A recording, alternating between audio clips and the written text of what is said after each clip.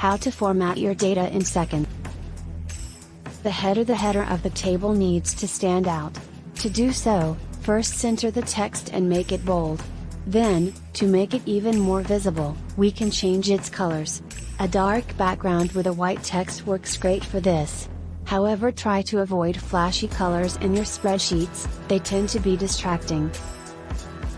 2. The data. The actual data in the table is the most important information, that's why it has to be really easy to read.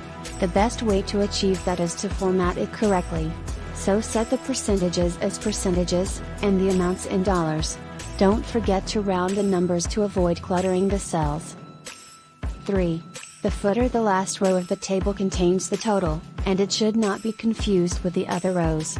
So we need to style it a little differently. First make the text italic.